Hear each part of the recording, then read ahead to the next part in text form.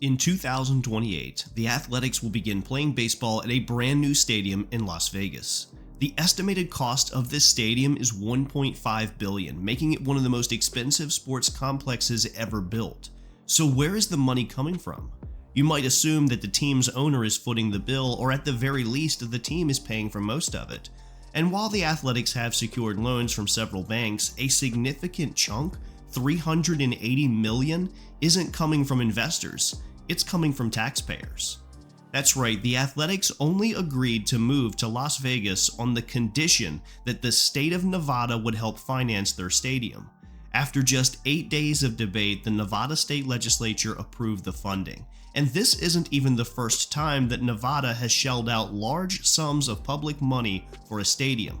Less than a decade ago, the state spent $750 million to help build Allegiant Stadium for the Raiders. But is all that money worth it, especially when Nevada's schools consistently rank near the bottom in national education? State officials often complain about budget shortfalls and say they have a lack of funds to repair roads, bridges, or offer pay raises to teachers, police, and other public workers. Yet those same officials always seem to find room in the budget when it comes to funding stadiums that primarily benefit billionaire team owners. For example, take the owner of the Athletics. His family founded Gap Clothing, and like almost every other major professional sports team owner in America, he's a billionaire. According to local leaders in Nevada, stadiums are a wise investment. They claim that these facilities will generate jobs and inject money into the local economy. This is the same argument made every time a city is asked to pay for a stadium, but it's also deeply misleading. In this video, we're going to look at the politics of stadium construction and how sports teams, despite claiming loyalty to their fans, are often quick to abandon cities that won't give in to their demands. If you enjoyed this video, please like and subscribe. From 2020 to 2023, 8 new stadiums or arenas were built, despite the fact that nearly every franchise in the 4 major US sports leagues is valued at over $1 billion and routinely signs players to contracts that are worth hundreds of millions. These teams still requested more than $750 million in public funding to help build luxury stadiums. Most states handed over that money with little resistance. Why? Because cities that already have a team don't want to lose it. Franchises frequently threaten to relocate if they don't get the funding they demand. Politicians, worried that losing a team might upset voters, push hard to secure public money for these projects, often with hope that it will help them get reelected. This happens even though these billionaire owners could easily pay for the stadiums themselves. Americans love sports, so when a team hints that it's considering a move, local lawmakers often scramble to make generous offers in hopes of bringing that team to their city. Ultimately, decisions about stadium construction are driven less by economics and more about politics. When it comes down to choosing between building 5 state-of-the-art schools or a new stadium, politicians almost always choose the stadium. Let's look at what happened to the Colts. Their story is a perfect case study in how this process works. The Colts played at Memorial Stadium, which opened in the 1950s, but the structure itself dated back to the 1920s, and by the early 80s, it was in terrible condition. Attendance was down, and team owner Robert Ursey blamed the poor attendance on the state of the stadium. However, many pointed out that the real reason for the empty seats was the team's terrible performance. The Colts hadn't had a winning season in years, and in 1982, they didn't win a single game. Despite this, Ursey asked the city for $23 million to renovate the stadium. His request was denied. In fact, local politicians were so fed up with Ursey that they passed a law forbidding the use of public funds to build stadiums. Meanwhile, in 1982, the city of Indianapolis began construction on the Hoosier Dome, a $77 million stadium, half of which would be funded by the state of Indiana. Rumors swirled that Ursey was planning to move the Colts there, but in January of 1984, he swore publicly that he had no intention of relocating the team and promised to inform the public if that ever changed. I have not any intention to move the team. If I did, I would tell you. If you love the Colts, why don't you treat me right? Then on March 27th of that year, the Maryland General Assembly, fearing the Colts might leave, voted to authorize the city of Baltimore to seize the team through eminent domain. Irsay panicked. He immediately called Indianapolis and finalized a deal. That very night, 15 moving vans were sent to the Colts training facility to pick up the entire team's supplies. They left under the cover of darkness, taking back roads out of Maryland to avoid any potential roadblocks. And once they crossed the state line, the trucks were escorted by the Indiana State Police all the way to Indianapolis. It's one of the most dramatic moments in sports history, and Colts fans in Baltimore were devastated. Things the Colts did and all the wonderful memories they've given to Baltimore and to the football world were here long before Mr. Irsay came on the scene. Fearing that the Orioles, who also played at Memorial Stadium, might leave next, Baltimore moved quickly to secure a new ballpark. This led to the construction of Camden Yards. In a city where only 1/3 of residents paid city taxes at the time, voters repealed the law banning public stadium funding, and the state approved both Camden Yards and later Raven Stadium. And here's the kicker: while researching for this video, I discovered that Raven Stadium is now scheduled for a massive renovation, costing $485 million.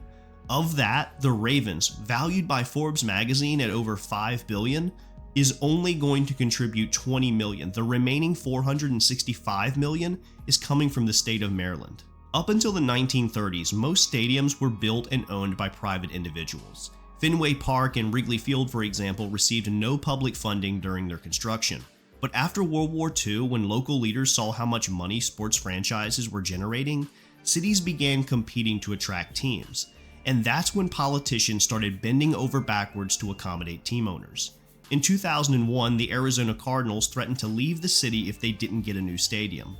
The state caved and built what is now known as State Farm Stadium. It cost nearly $500 million, with more than 2/3 of the cost paid by taxpayers. In 2008, the Seattle Supersonics made a similar threat. At the time, the team was owned by Starbucks CEO Howard Schultz. He asked the state for $220 million to renovate Key Arena. When Washington refused, Schultz immediately sold the team and it moved to Oklahoma City. The Supersonics played in Seattle since the 1960s and were a major part of the city's culture. Just like in Baltimore, when the Colts left, fans in Seattle were stunned. Many couldn't understand why the team just didn't pay for its own renovations. Schultz later apologized to the city, saying that selling the Sonics was one of the biggest regrets of his life. Speaking of Oklahoma, the Oklahoma City Thunder recently announced plans for a new $900 million arena. Of that, the team will contribute only $50 million.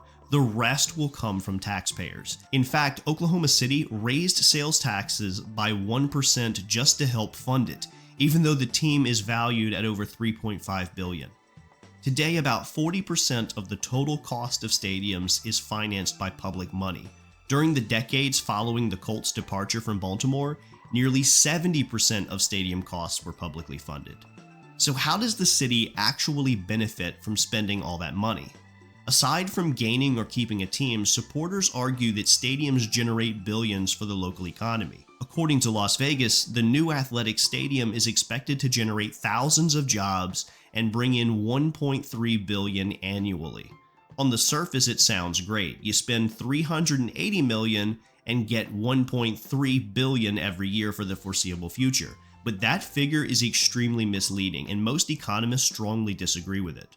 For one, the average lifespan of a stadium is about 30 years. After that, teams usually demand major renovations, often asking the city to foot the bill once again. In addition, roads, water lines, and sewer systems often need to be upgraded to support these large venues, adding to the public cost. And most of the revenue from ticket sales, concessions, and merchandise goes to the team, not the city. While some businesses near the stadium may benefit from increased foot traffic, studies have shown that businesses farther away often see a decline in sales. So rather than creating new money, stadiums tend to simply shift spending from one area to another. And many residents who aren't attending games avoid the stadium area altogether due to traffic and congestion. A study by economist Dennis Coates compared personal income growth in cities with major sports teams to those without. He tracked income over several decades and found that the average person's income grew by 1.4% annually, regardless of whether or not the city had a sports team. City leaders argue that stadiums attract tourists who then spend money on hotels, restaurants, and retail. But study after study has shown that most stadium attendees are locals. So rather than bringing in outside dollars, the stadium often just diverts local spending. People may choose to go to a game instead of seeing a movie, dining out, or attending a concert, hurting other local entertainment businesses. According to the Brookings Institution, Oriole Park at Camden Yards is considered one of the most successful stadiums because of its proximity to Washington, D.C. and Virginia, which draws in many out-of-state visitors. But even with that advantage, Brookings estimates that the stadium only generates a net gain of about $3 million in tax revenue per year, despite costing around $200 million to build. So when Las Vegas says the new athletic stadium will generate $1.3 billion annually, they're ignoring the economic displacement that occurs when local businesses lose revenue because fans are choosing to attend games instead of other events. And the idea that stadiums create jobs is also misleading. Most stadium jobs are part-time and low wage. Meanwhile, competing entertainment venues that lose revenue may be forced to lay off staff. So yes, the stadium may create jobs, but it can also destroy them in other parts of the city. Whether or not you want a sports team in your city, it's important to understand how stadiums are actually funded. People frequently complain about the government wasting money on inefficient programs, but almost no one realizes that billionaire sports owners receive hundreds of millions in taxpayer dollars. And if cities refuse, these teams threaten to break up with the city. There are thousands of schools across the country with small temporary buildings outside called portables. These exist because school populations have outgrown the main buildings, forcing classes into these makeshift rooms. Some schools are so overcrowded that they have entire villages of portables. Every year, these schools hope for funding to expand or renovate, and every year they're told the same thing: there's just simply not enough money. Yet when a sports team wants a new stadium, legislators will bend over backward, even raising taxes to make it happen. This kind of thing will continue unless the public gets more involved in the process, and that's exactly what's happening in Kansas City. The Kansas City Royals have requested a new stadium in a location that would require demolishing several local businesses. The state also proposed extending a 3/4 cent sales tax for 40 years to help fund the Royal Stadium and renovations to the Chiefs Stadium. Voters rejected the tax.